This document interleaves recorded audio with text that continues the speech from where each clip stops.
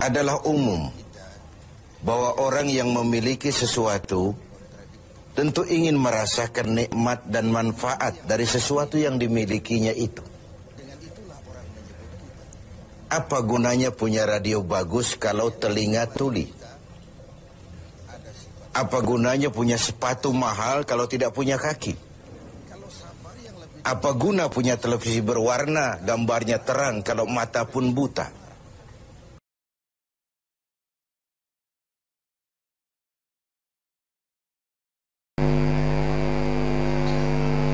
Kita semua sudah tahu mana pintu ke surga dan mana benih surga.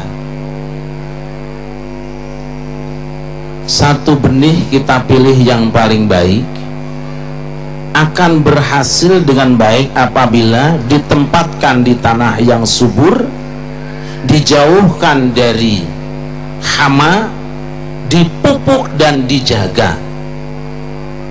Allah sudah berikan pada kita satu benih pohon. Apa pohon itu? Wa dharaballahu mathalan kalimatan thayyibatan kasyajaratin thayyibatin asluha thabitun wa far'uha fis samaa.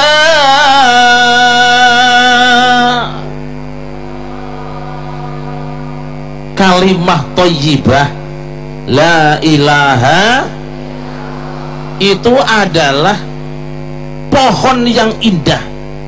Asluha thabit, benihnya tertanam di bumi, akidahnya nancap di hati.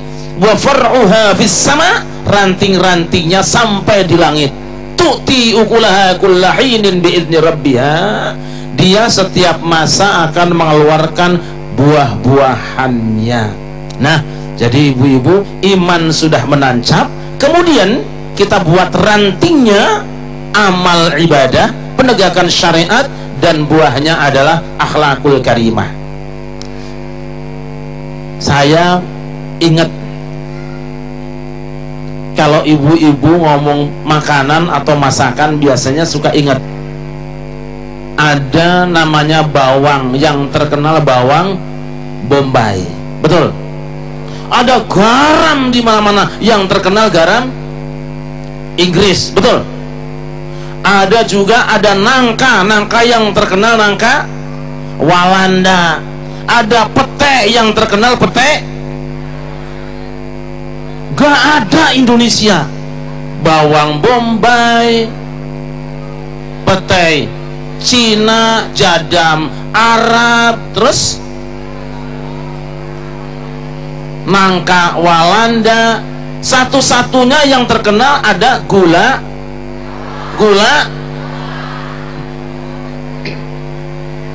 Ada orang Jawa di sini. Ada orang Jawa. Alah, nggak usah ngaku pak, ketahuan kalau bibir tebal hidung pesek ya Jawa we. Dulu kita akan balik lagi. Garut kota. Ibu lupa. Ciamis kota manis, Tasik kota resik, Garut kota intan, Bandung kota Cianjur kata lanjuran, laras gitu. Orang tua kita sudah bijaksana dulu. Ciamis kota manis, sekarang manjing dinamis. Tasik kota resik, Garut kota intan, betul apa tidak? Garut kota intan itu ratusan tahun yang lalu. Sekarang saja dodol dengan beteng mukul pikiran saya namanya. Garut kota intan, Bandung kota. Tapi sekarang kembangnya di mana? Sudah habis. Garut kota intan, nih cincin bung bulang dari Garut. Betul apa tidak? Sudah benar orang tua kita, ternyata kota intan adalah Garut, dan dari Garut muncullah sekarang batu bung bulang yang harganya sangat mahal. Ibu punya? Mas Agung pakai tadi di belakang, saya pakaiin satu, keren juga itu. Hamba yang dimuliakan, gini maksud saya. Jawa Barat adalah negeri yang paling sempurna alamnya, subur tanamannya, banyak gunungnya, sejuk alamnya, kaya hasil buminya. Kalau itu dipupuk dengan baik, kalau itu dirawat dengan baik, benghar orang Jawa Barat, las. Indonesia ini negeri yang sangat subur, tapi sangat disayangkan banyak di antara pemimpin yang hatinya itu tidak subur. Kaget saya kemarin mendengar di Aceh ada 20 ton batu giok, itu diketemukan batu terbesar seluruh dunia, saudara-saudara. Kalau itu batu giok dibiarkan menjadi monumen, kemudian dipagar, itu pasti masuk Guinness Book dan orang nonton mau bayar. Tapi sangat disayangkan, batunya dihancurkan, dipreteli, sebagian dicuri, sudah tidak ada harganya. Begitulah Jawa Barat. Dulu kalau kita jalan dari Padalarang sampai Cileunyi, ngemplang sawah wungkul, kelihatan gunung-gunung semua, betul Bu? Karena ada istilah Bandung dilingkung, Bandung dilingkung. Sekarang malah yang dilingkung gunung, dilingkung sampah. Nah, situ. Kalau negeri ini dirawat dengan baik, insya Allah beres. Saya membayangkan kalau puncak ditutup, ini Kang Aher sudah pulang, puncak tutup, jangan ada bangunan, biarkan tanam-tanamannya, biarkan alamnya subur. Orang asing masuk puncak, bayar 1 juta 1 malam pasti mau, tidak usah merusak alamnya. Tapi hari ini puncak sudah hancur, disedot airnya jutaan liter setiap hari, kosong di bawahnya. Kemudian apalagi ditambah lagi dengan gudang maksiat di puncak tiap hari, orang berzinah tanpa hitungan, saudara-saudara. Ini bukan menjadi pintu surga yang seharusnya Jawa Barat yang menjadi pintu surga, sekarang pintu neraka, pelacuran setiap hari, perzinahan setiap hari. Di mana atau para kiai? Nah, kenapa masing-masing sibuk dengan kepentingan sendiri-sendiri? Kalau persatuan bangsa ini dipersatukan, kuat, insya Allah bangsa ini akan besar. Tapi sangat disayangkan, satu persatu daerah dipreteli, kabupaten baru, kecamatan baru, bisa-bisa Jawa Barat akan muncul provinsi baru. Kalau ini terjadi, sangat berbahaya. Potensi apa lagi? Jawa Barat punya kerajaan Islam yang sangat besar, yaitu Cirebon. Saya pernah bicara sebetulnya dengan Kang Aher waktu di gedung di Said Jaya Hotel. Kang Aher, Anda gubernur Jawa Barat, ada keraton Islam yang sangat besar, tolong dirawat, dihidupkan kembali. Itu tempat wisata yang sangat indah, ada Kanjeng Sunan Gunung Jati dan lain sebagainya. Saya ngobrol juga dengan Pak Wakil Menteri Agama, Pak Nasaruddin Umar. Waktu itu saya sedang di Keraton Cirebon. Keraton Cirebon keramiknya pada hancur, bangunannya pada hancur, di tengah keraton ada angon kambing. Saya menangis. Inikah sikap kita terhadap warisan para ulama? Inikah yang kita lakukan terhadap warisan para wali? Kalau ini dirawat dengan baik, sebetulnya kalian tidak usah menghancurkan pohon-pohonnya, tidak usah merusak gendungnya, tidak usah menghancurkan gunungnya. Biarkan alamnya apa adanya, orang pasti akan menikmati. Tapi apa yang terjadi saudara-saudara sekarang? Akhirnya semuanya dihancurkan, budayanya rusak, bahasanya rusak, alamnya rusak. Apa yang akan diwariskan ke anak-anak kita? Saya membayangkan, kadang-kadang suka mikir begini ya, itu mudah-mudahan didengar oleh teman-teman dan saudara-saudara kita yang punya jalan tol ya Bu ya. Mudah-mudahan para bupati yang di pinggir jalan tol mikir juga ya Bu ya. Kalau dari Jakarta sampai ke Cileunyi, pinggiran jalan tol dibuat kilometer 1, kilometer mangga, kilometer 2, kilometer rambutan, yang ketiga melon, yang keempat duku, kelima duren, keenam seterusnya. Seluruh jalan tol pinggirannya adalah tanam-tanaman. Bukankah Jawa Barat tanah yang subur? Kalau itu terjadi, kita gampang. Kamu sampai di mana? Saya sampai di rambutan. Kamu sampai di mana? Saya sampai di duren. Kamu sampai di mana? Saya sampai di melon. Semua orang yang lewat jalan tol pasti minggir ingin belanja. Kaya orang Jawa Barat, saudara-saudara. Betul apa tidak? Jangan dihancurkan alamnya. Betul apa tidak? Nah, tinggal kita tunggu bupati mana dan Pak Aher mudah-mudahan bisa menyiapkan perda. Jangan ada tanah yang dirusak, biarkan alam apa adanya. Sok ibu-ibu, saya mau tanya sekarang, masih ada pohon kapundung nggak di Bandung? Ayat ya? Terang kapundung tuh nggak hafal. Pohon hanjuang ada apa tidak? Teu aya, cecenet aya teu. Jamur pun sudah tidak numbuh lagi karena alam sudah kita rusak dan kita tidak bisa mengantarkan kemuliaan bangsa ini lewat alam yang kita punyai. Belum terlambat, walaupun sudah hampir terlambat. Pertahankan tanah air kita, biarkan buminya, jangan orang menghancurkan tanahnya, tapi tanami dengan baik. Orang akan berebutan untuk masuk negeri ini. Mudah-mudahan bermanfaat. Assalamualaikum warahmatullahi wabarakatuh. Bismillahirrahmanirrahim. Alhamdulillahirabbil alamin. La ilaha illallah wahdahu la syarikalah. Lahul mulku wa lahul hamdu wa huwa ala kulli syai'in qadir. Asyhadu an la ilaha illallah wa asyhadu anna Muhammadan abduhu wa rasuluh. Ibu, bapak, sahabat-sahabat sekalian, para pemirsa, saya yakin kita sudah sering mendengar kata surga, ya. Dan tadi sudah disinggung, pintu surga itu, kunci surga itu mula-mula dari keyakinan, dari syahadat, yakin, ya. Nah, sebelum kita bahas surga yang lebih jauh, surga itu bisa kita bagi pada dua wilayah. Ada surga dunia, ada surga akhirat. Surga dunia apa, Bu? Harta kekayaan. Apalagi, Pak?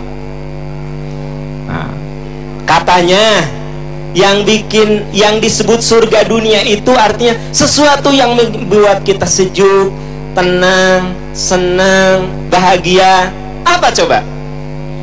Suami yang ganteng. Ya.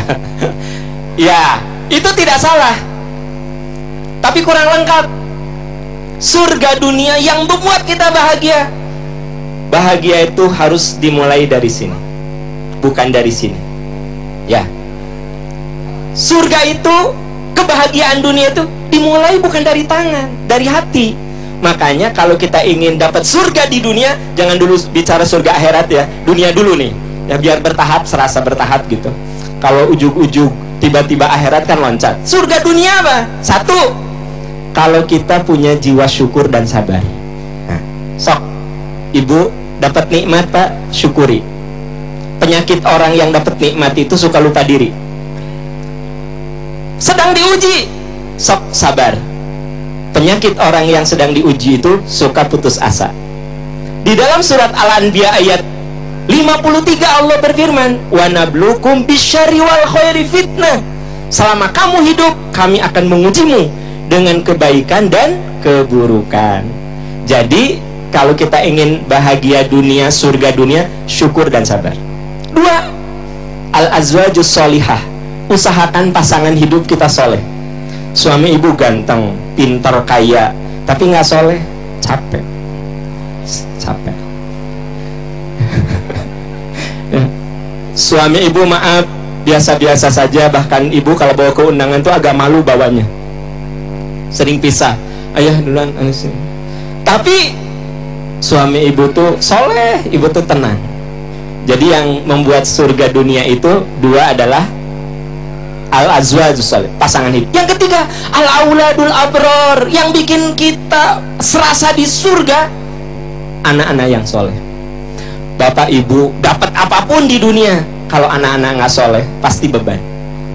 Ada orang yang hidupnya sederhana. Pak Am, alhamdulillah anak saya 7. Oh 7 Bu? Iya. Rumahnya di gang, kalau pakai motor tuh jadi harus mundur 1. Ya. Tapi dia bilang, alhamdulillah anak saya 7-7-nya jadi sarjana, 7-7-nya sudah bekerja. Sekarang saya sudah dengan banyak cucu. Ah Pak Am, saya mah meninggal juga rasanya udah siap. Kenapa? Dia merasa bahagia menghantarkan anak-anaknya pada kesolehan. Yang keempat, yang membuat kita bahagia dapat surga dunia itu apa? Al-malul halal, harta halal. Ngapain ibu bapak punya rumah miliaran, mobil miliaran, tapi di situ ada yang haram? Mendingan punya rumah miliaran, mobil miliaran, tapi halal kan Bu? Iya. Kalau saya sih orangnya nggak terlalu rumit dalam berpikir gitu. Iya, rumah bagus bukan apa-apa. Bisa digunakan untuk silaturahmi, pengajian, halaman rumahnya luas supaya yang bawa mobil tenang di rumah kita. Belakangnya nggak usah terlalu luas, 2000 meter juga cukup. Ya, gitu ya. Nah, jadi yang bikin dunia ini jadi surga, harta halal. Yang keempat apa?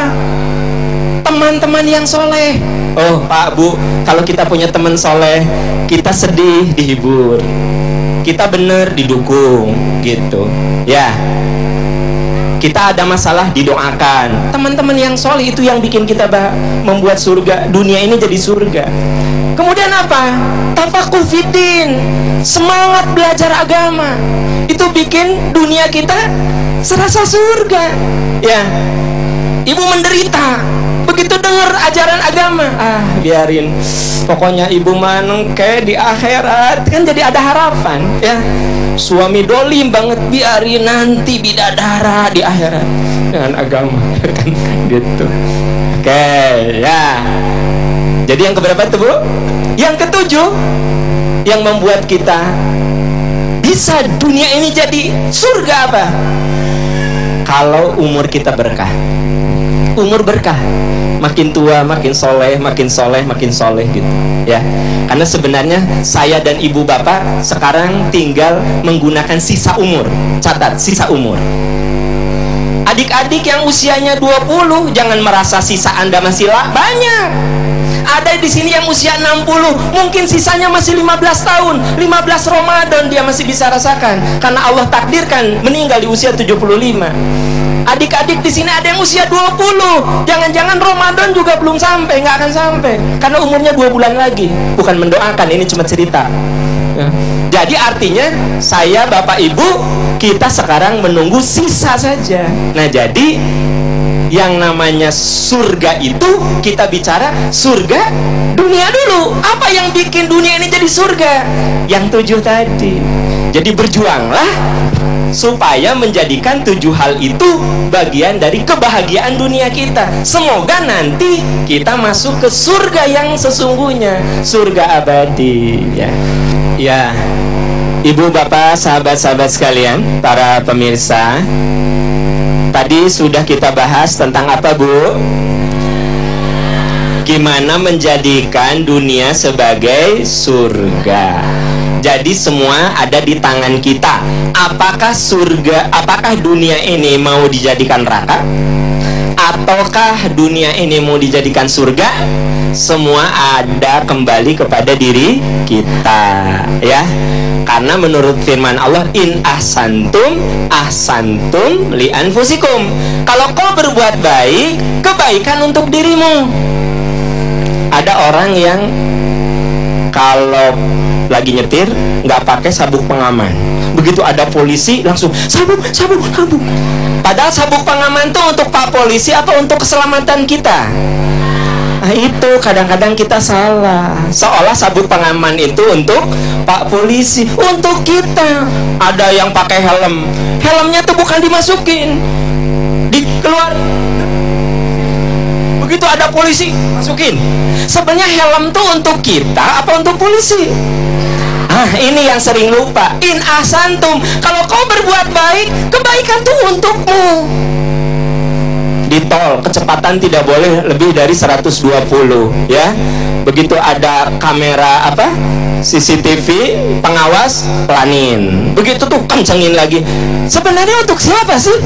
Untuk kita sebenarnya. Nah, seringkali kita lupa diri, seolah-olah aturan tuh untuk orang, untuk kebaikan diri kita. Nah, sekarang kita akan bahas tentang bagaimana yang tadi disebutkan, pasangan hidup, anak, harta, ilmu, jiwa, ya, umur menjadi perahu yang mengantarkan ke surga. Tapi sebelum itu saya ingin cerita dulu. Islam tuh mengajarkan kita harus melihat masa depan penuh optimis. Kata Rasul sallallahu alaihi wasallam, "Idza sa'altumul jannata fas'alul firdausa, fa innaha 'alal jannah." Kalau kau minta surga, minta firdaus, surga tertinggi. Jadi ternyata kita diajari untuk selalu ideal. Kalau minta surga, Pak, jangan gini, ya Allah beri saya surga. Kelas melati juga nggak apa-apa, ya Allah. Saya itu dengan masuk surga juga udah alhamdulillah. Pokoknya malah kelas surga aja, Pak, nggak apa-apa. Apa kata Rasul? Kalau kau minta surga, fas'alul firdaus, minta surga firdaus, fa innaha 'alal jannah. Itulah surga tertinggi, surganya para nabi. Jadi kita semua kudu mohon, minta, cita-cita setinggi mungkin surganya itu surga bareng dengan para nabi. Contoh lain, bukan hanya surga, doa yang bersifat duniawi saja harus ideal. Saya yakin kita semua sering berdoa, Rabbana hablana min azwajina wa dzurriyyatina qurrata a'yun waj'alna lil muttaqina. Kita mohon kepada Allah pasangan hidup kita soleh, anak-anak kita soleh. Ujungnya itu yang penting, waj'alna lil muttaqina imama. Jadikan kami imam untuk jadi orang takwa. Dengar, bukan jadi orang takwa, imam. Dahsyat nggak, Bu?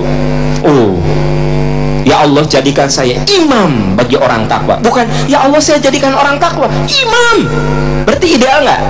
Ideal. Jadi orang beriman tuh harus selalu punya cita-cita yang ideal, gitu. Ya, mana mungkin kita bisa ke Mekah kalau tidak pernah punya cita-cita pengen ke Mekah. Minimal cita-cita dulu. Ibu, gimana udah haji? Belum, Pak Aam doakan saya pengen haji. Nah, ada pengen dulu, ada cita-cita dulu, nanti Allah bukakan jalan. Jadi segala sesuatu itu kalau kita mau bicara surga, punya cita-cita dulu, punya keinginan dulu. Pernah Rasul melihat ada orang yang berdoa minta kemelaratan. Ya Allah, beri saya kemelaratan dunia, jadikan kemelaratan dunia ini sebagai jembatan untuk akhirat. Jadi dia minta di dunia itu melarat. Apa kata Rasul? Mau nggak saya tunjukkan doa yang lebih bagus dari itu? Maka turun surat Al-Baqarah, wa minhum may yaqulu rabbana atina fid dunya hasanah wa fil akhirati hasanah wa qina adzabannar. Ya Allah, berikan kepada kami kebahagiaan dunia, kebahagiaan akhirat. Jadi hadirin, ibu bapak, sahabat-sahabat sekalian, untuk bahagia akhirat kita tidak perlu minta menderita dunia. Mintalah bahagia. Semua yang saya ceritakan itu menghantarkan pada satu pemikiran, ternyata untuk surga juga begitu. Kita kudu punya cita-cita ideal. Ya, terus kalau ada ya siapapun yang punya cita-cita bagus harus didukung. Anak ibu misalnya, mama aku mah pengen jadi dokter. Lah, dokter kamu mah ranking juga sesuai jumlah murid. Jadi memang anak ibu tuh rankingnya selalu sesuai jumlah murid. Murid 40 ranking 40, murid 30 ranking 30. Dia pernah masuk 10 besar, muridnya 10 orang. Tiba-tiba anak ibu bilang, mama aku pengen jadi dokter. Ada kita yang suka salah ngomong, lah kamu dokter tuh harus pintar, ranking aja jelek, butut. Nggak boleh gitu. Mama aku pengen jadi, ya aku mama didoain kamu bisa jadi dokter yang hebat, yang bisa manfaat untuk banyak orang. Sok didoakan kamu bisa, gitu. Itu artinya apa? Kita kudu memberikan harapan yang penuh optimis, gitu ya. Itu sayang, kamu matematika nilainya berapa? 5 mah? 5? Bodoh kamu mah, bodoh. Persis bapak kamu bodoh. Nggak boleh gitu. Apa kata anak tuh? Yes, bapak aku juga bodoh. Jadi salah. Sayang, kamu matematika nilainya berapa? 5 mah? Berapa sayang? 5. Mama dulu pernah 3. Tapi mah belajar. Akhirnya 7. Kamu 5. Kamu bisa 10. Mama yakin kamu bisa. Nah, gitu. Dalam perang Honda ada batu besar, gak bisa dipecah oleh sahabat. Kata Rasul, sini kapaknya. Wahai saudara-saudaraku, percayalah, Persia dan Romawi satu saat akan bisa kita kalahkan. Saat itu Persia dan Romawi 2 negara adik kuasa. Umat Islam belum ada apa-apanya, belum. Ya, di Google juga belum ada waktu itu. Ya, tapi apa kata Rasul? Persia dan Romawi akan kita kalahkan. Ini ngajarin apa? Husnuzon. Nah, tentang surga juga begitu. Jadi kita harus selalu, insya Allah saya dengan amal yang ada bisa masuk surga. Karena pintu surga itu macam-macam. Ada pintu royan, itu untuk orang yang rajin saum. ada pintu tahajud, ya, ada pintu sedekah. Kita semua itu oleh Allah diberi kelebihan dan kekurangan. Yang berharta masuk jihad lewat hartanya, yang punya tenaga masuk jihad dengan tenaganya, yang berilmu masuk jihad dengan ilmunya, yang ahli ibadah masuk surga dengan ibadah. Jadi semua orang punya peluang untuk masuk surga sesuai dengan kapasitasnya, kemampuannya masing-masing. Sahabat sekalian, para pemirsa Damai Indonesiaku, alhamdulillah kurang lebih hampir 2 jam kita sudah mendengarkan berbagai ilmu dan hikmah yang mudah-mudahan itu menjadi sumber pencerahan, obor kebaikan bagi kita semua. Hal yang terpenting dari apa yang disampaikan oleh guru-guru kita adalah bahwa Allah Subhanahu wa Ta'ala telah menciptakan manusia dengan segala kelebihannya dan juga kekurangannya. Mari kita gali apa sih kelebihan diri kita dan kita perkuat itu untuk supaya membawa kita semua ke dalam surganya. Bagi yang kuat untuk kurang tidur, tahajudnya yang rajin. Semoga dengan tahajud itu bisa mengantarkannya ke dalam surga. Ada yang tidurnya kuat tetapi kuat menahan lapar. Perkuatlah dengan saum Senin Kamis. Semoga dengan cara itu dia masuk surga lewat saum Senin Kamisnya. Ada juga orang yang lebih kuat di bidang intelektualnya, akalnya, banyak belajar, banyak mencari ilmu, menyebar ilmu. Semoga dengan cara itu dia bisa masuk surga dengan ilmunya. Semua diri kita pasti oleh Allah diberi kelebihan. Bagi rekan-rekan yang bekerja di kantor, bekerjalah dengan sungguh-sungguh, disiplin, penuh komitmen, kerja keras, ya. Siapa tahu itulah pintu surga kita. Ibu-ibu yang ngurus anak di rumah, Anda harus bangga mengatakan, saya ingin jadikan rumah anak-anak, rumah tangga sebagai pintu surga saya. Kan ada ibu-ibu yang kalau ketemu dengan teman-teman yang bekerja di kantor tuh, kamu apa? Aku sih cuma itulah, cuma ngurus rumah tangga. Jadi ngurus rumah tangga tuh sepertinya nggak pede. Boleh jadi orang itu masuk surga karena dia mau mengurus rumah tangga. Nah, jadi hadirin ibu bapak, tugas kita adalah bagaimana kelebihan yang ada pada diri kita, yang Allah titipkan pada kita, itu menjadi sumber kebaikan, menjadi pintu yang bisa memasukkan ke dalam surga. Dan dari itu semua, satu hal yang tidak boleh lupa, segala sesuatu itu butuh istiqomah, konsisten, ya. Kalau kita berbuat baik, konsisten.